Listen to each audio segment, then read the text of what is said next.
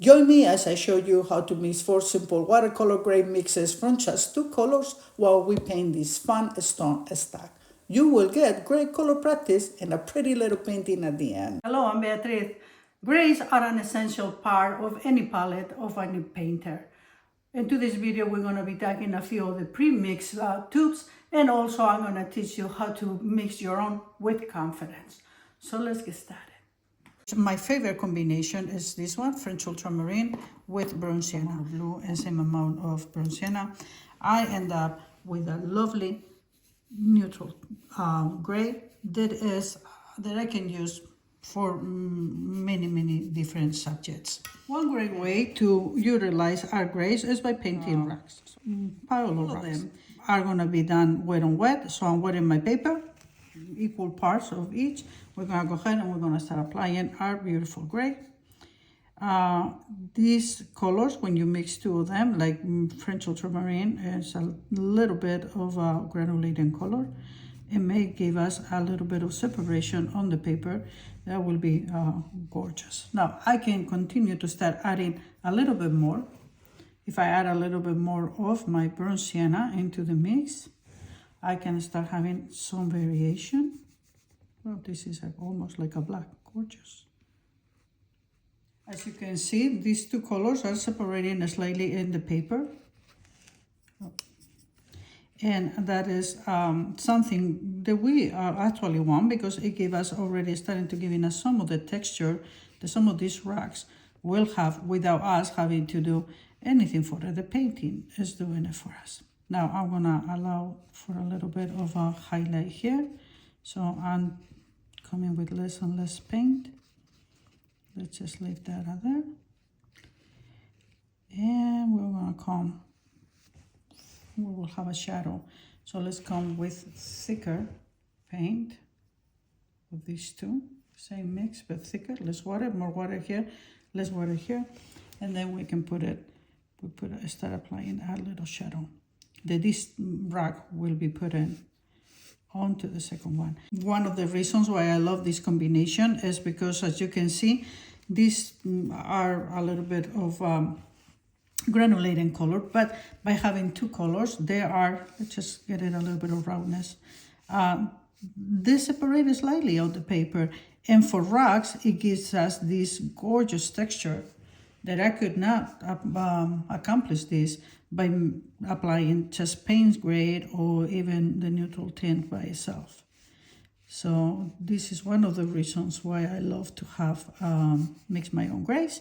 And also these combinations, look at it, out of two colors, we got all these different variations. Second mix for grays, we're gonna use Winston Violet, or is Dioxazine Violet, and we're gonna mix it with Viridian. In this case, I'm gonna be using Daniel Smith. Try to do a 50-50, same amount of one or the other. Oh, it's almost like a black. Let's get it more water. Beautiful, cool, gray. And if we want to add a little bit more onto the green side, if we warm it up a little bit, it's still a gorgeous type of gray. All right, so let's try with that combination. Let's try our rock number 2. The first one is all dry. So I'm wetting the paper and we're going to apply it wet on wet. I'm applying the darker color underneath here. Look, it almost reads like a black. And has a hint of the, obviously it has a hint of the green too. This is a gorgeous neutral gray. And because these two colors are less granulating, the Viridian can granulate slightly, but it won't do it as much. Here I just want to get some of these colors lighter because we have the highlighter there, just like we have it here in the bottom. As I was saying, the Viridian can granulate a little bit, but it's less granulating than the French Ultramarine. We could bring it a little bit, maybe with more of the green, if we want to have a little bit of variation, just like we did here in the bottom, that we added a little more of the Brown Sienna. This is just for me to show you how the different variations that you can do with that. I actually like this highlighter here, so I'm gonna lift it and keep it lighter over there. Another way that I can do that is by coming with the thicker paint, which I also want to do, and put it darker. So I'm getting it here darker. And we're gonna bring it here. It almost reads like a black. I love this color. Some over there and up. Let's just have a little bit of it down here. Let's see what happens if we lean it more onto the purple. Let's just say we bring it here. Look how lovely gray that is. You can never get these little nuances of different variations of color with the already made grades that you will buy in a tube. So this is Diazinon. We have to bring it a little bit more here. Diazinon Violet by Winsor & Newton, and Viridian by Daniel Smith. Another lovely, lovely combination.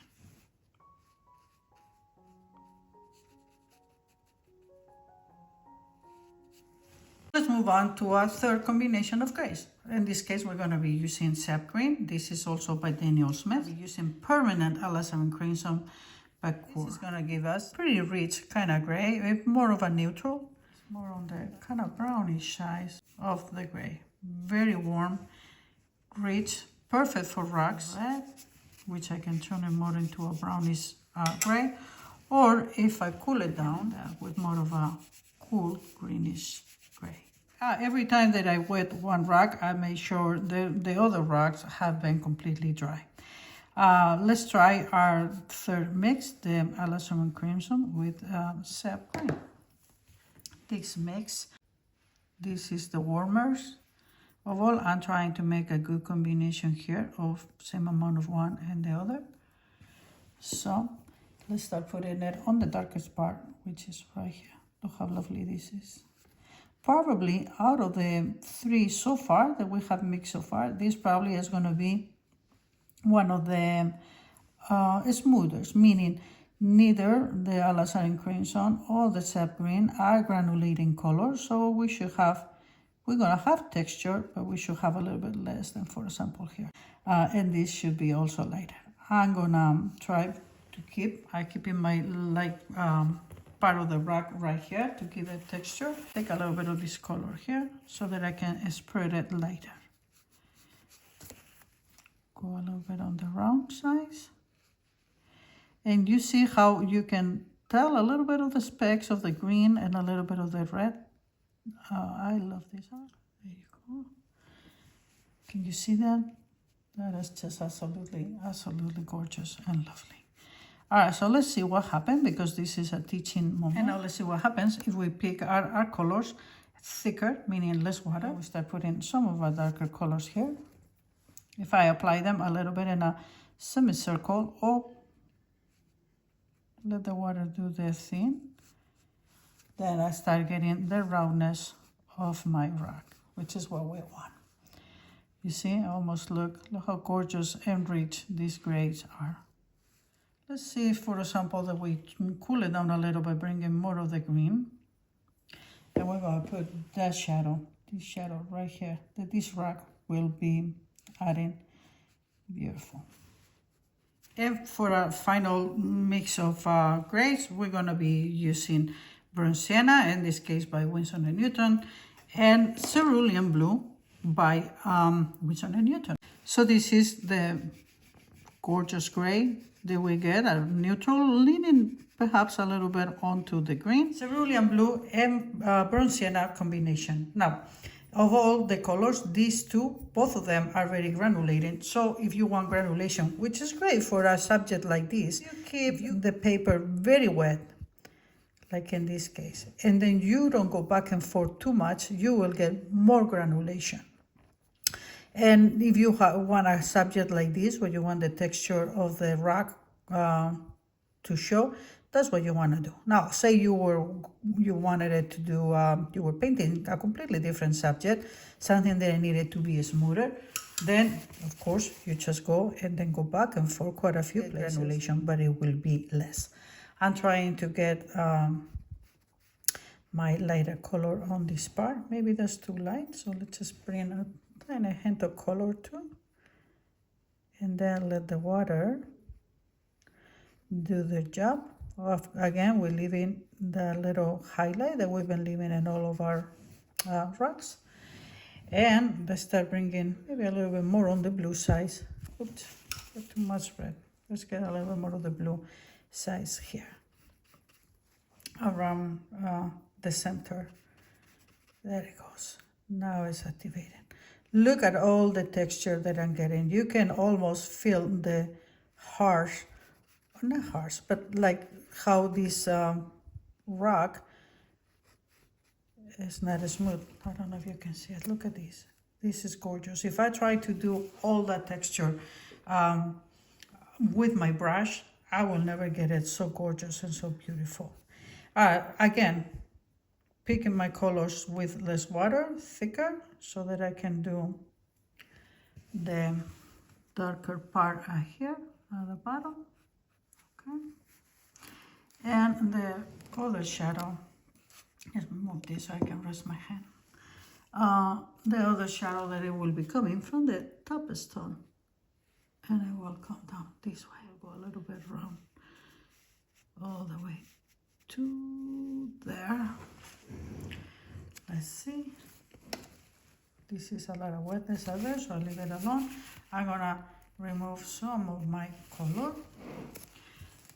Try to get this to get, oops, I was still having a lot of color. A more of an even shadow.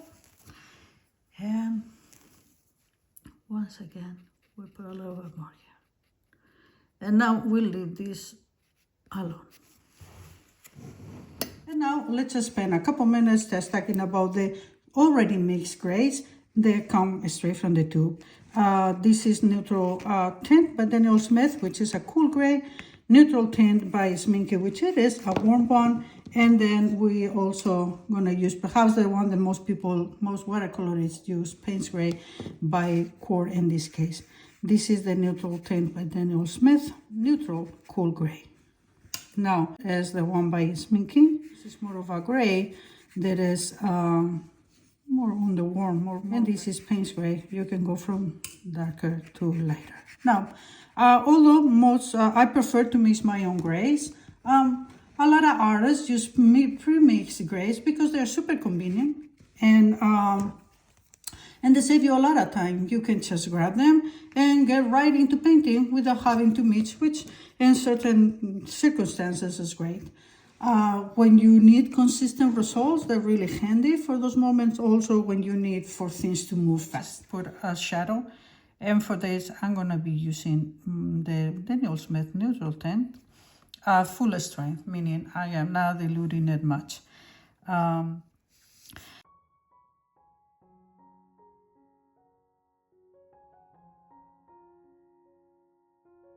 So this finished this painting demonstration by painting a last pebble, and we're gonna be using absolutely the same technique. I'm wetting it ahead of time. I'm gonna be using the premixed gray, the Payne's Gray again. I'm gonna go with the full strength, and then we're gonna start applying it in the darkest part, taking some of the color out, and then I'm gonna spread it lighter around here. Again, I have my highlight, so I'm painting around it. And this one, we're not gonna have a shadow on the top, obviously, because it's the last painting, the last pebble. So let's just start giving it a little bit of roundness by going around. Let's get thicker, more concentrated, less water, Payne's Gray. And let's just put it here. It will be a little bit darker. So I'm still treating this one same as I did the other ones, okay? And then a little bit more water. Let's blend this a little bit more. Okay, round. Gorgeous. Here we could bring a little bit more of the color on here. All right, let's let this dry and then let's recap. Some of the reasons why I like to mix my own grays is, number one, all my grays were mixed by two colors, mixing only two colors, while most of the ones that you can find in the market has 3 or 4. The less colors that you have, the less chances to make it matte that it is. Also, look at these gorgeous textures. I put over here next to it which one of the mixes. This is French Ultramarine and Brune Sienna, Winsor and Neutral Violet and Viridian, Alizarin Crimson with Sap Green. Look how gorgeous, you can see a little bit of the green on it. Cerulean Blue with Brune Sienna, look how you can see the speckles of the Brune Sienna. And this is Payne's Gray. Now, if you don't see none of these, it's a lovely gray. But when you see it with this, you see how it feels like less of, like it doesn't have all the richness and the nuances and textures, obviously, than this one have. I hope this was helpful for you, and I will encourage you to experiment with your paints, get to know them, and make them work for you. As always, I thank you for being here, and I will see you in my next video.